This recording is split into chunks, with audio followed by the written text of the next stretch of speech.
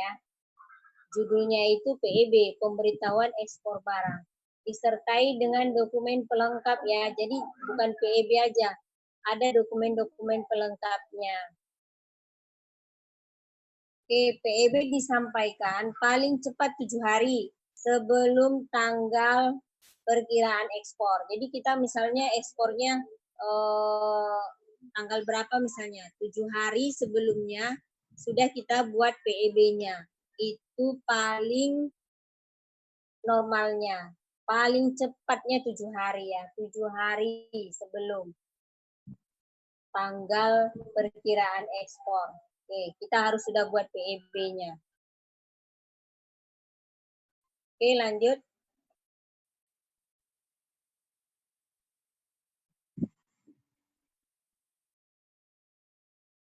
Oke, jadi dokumen pelengkapnya apa aja kalau kita mau ekspor? Tadi kalau kita mau ekspor tuh dokumennya invoice, ya, invoice berupa harga barang yang akan kita ekspor. Packing list, uraian barangnya.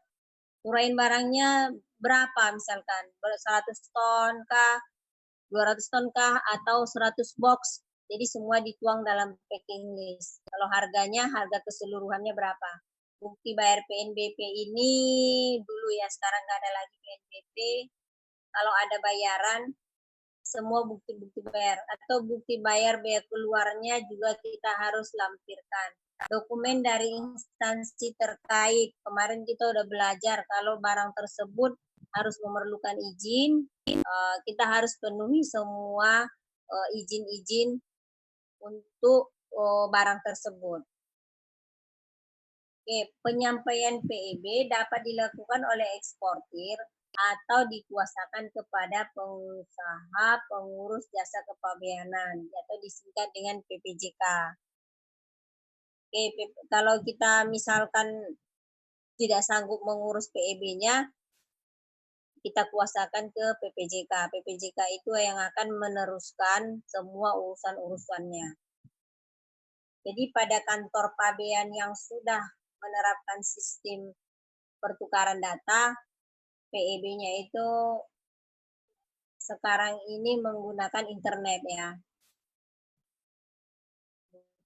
Sistem penukaran datanya melalui internet. Jadi kita online kan PEB-nya, nanti mereka sistem akan balas nota pelayanan. Atau kalau untuk impor SPPB, kalau untuk ekspor NPE. Ada yang kurang jelas?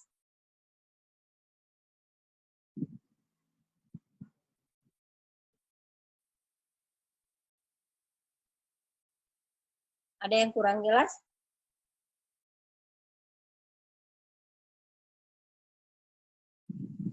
Jadi kalau ditanya itu dokumen pelengkap pabean itu ya dia yang paling umum itu invoice, packing list, sama izin-izin. Itu aja.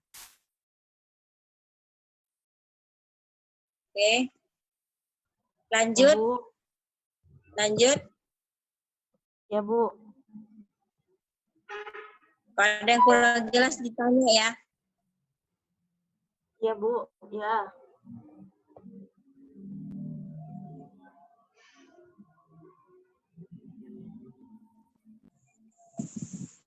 Oke, jadi kalau setelah kita nanti udah online kan PEB-nya sudah dijawab, jadi mereka hanya akan mengecek dokumennya, ada tidaknya blokirnya, eksportir itu pernah melaksanakan pelanggaran tidak gitu. Jadi semua dicek kesesuaian PEB-nya dengan barangnya.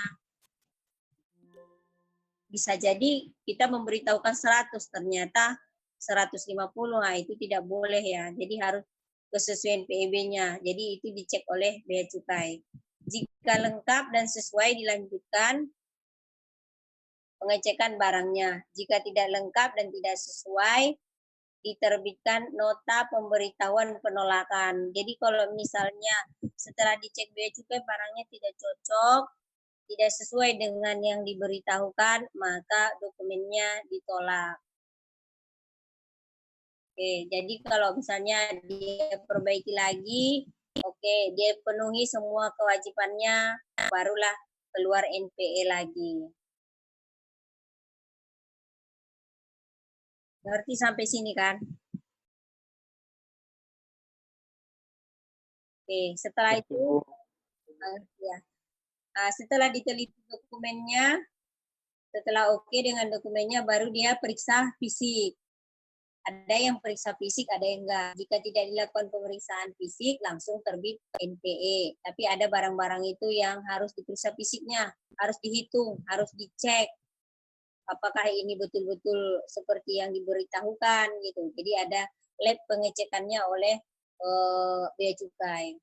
Sampai setelah oke, ya sudah dapat NPE, boleh lanjut untuk ekspor. Oke, lanjut. Next.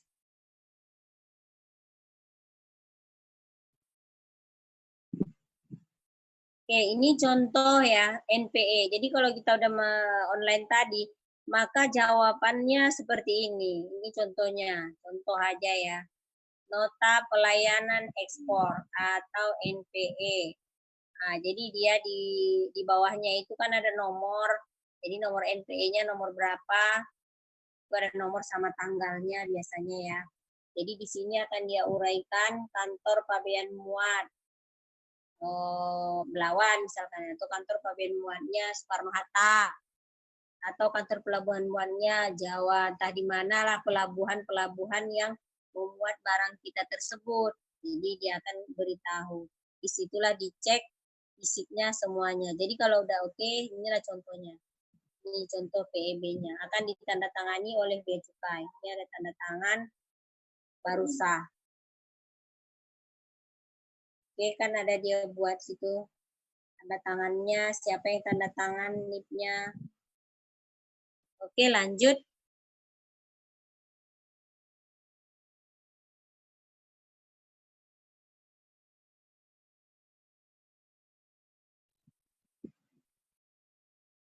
Lanjut.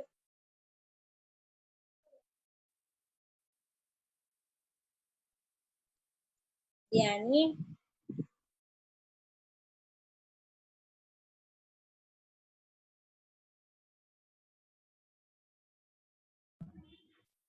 Ya, Bu.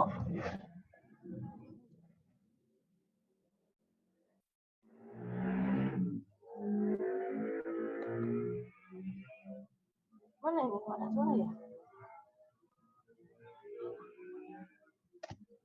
Jaringan atau apa?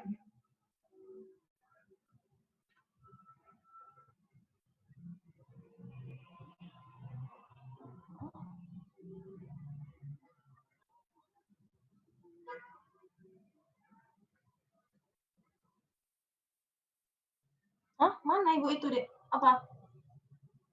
Loh, hilang Ibu itu. Ya, oh. Ada yang mau lanjut. Oke, kenapa ya terputus? Tahu Bu, jaringan mungkin. Terputus. Oh, iya, Bu. Jadi ada jenis dokumen di kepabeanan itu ada BC23. Jadi BC23 ini jenisnya impor ya, impor dengan fasilitas, yaitu BM, PPN, PPh-nya itu ditangguhkan, itu BC23. Jadi kalau BC20 itu BC umum, yang kita bayar bea masuk PPN, PPh-nya.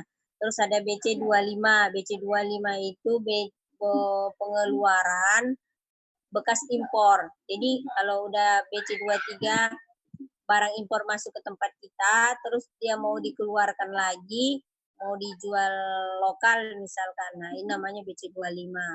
BC261, 262 itu titik olah, 261-nya titik olah keluar, 262-nya masuk kembali.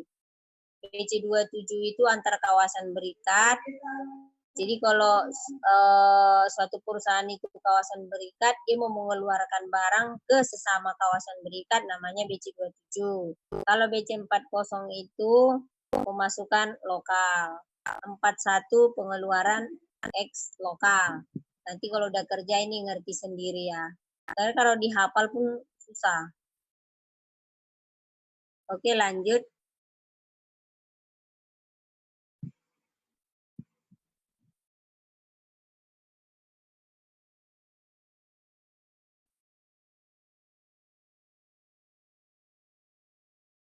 Oke, ini hanya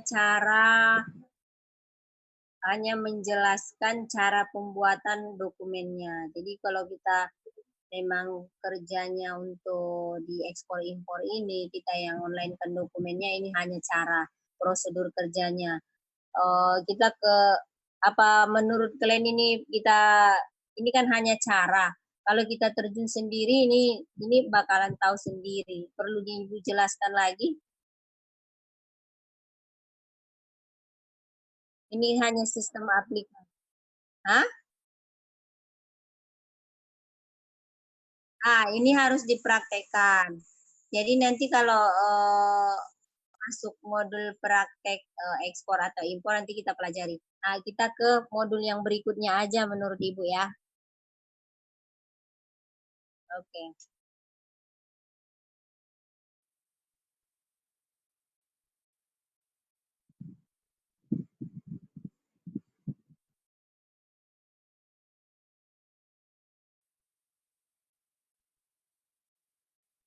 Yang bukan. Ini tutup aja. Yang kedua tadi ada Ibu kirim. Memulai ekspor.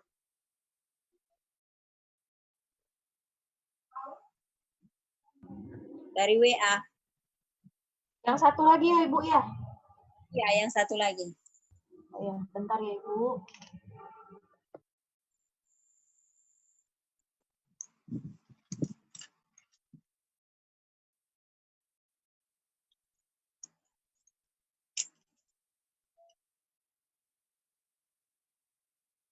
Hah? Materi. Iya, baru berapa? Baru 4 ya? Sampai 7 aja kayaknya. Ada 3 lagi.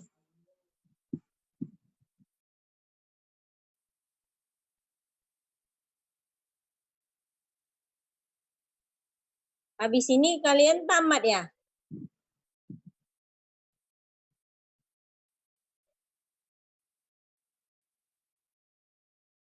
Hah? Tamat kan? Ya maksudnya kuliahnya sudah selesai kan? Apa tinggal menunggu kepabeanan ini aja? Oh iya. Iya, karena kalian katanya harus segera tamat. 2017 sudah habis. PKL-nya udah semuanya. Ya, Bu.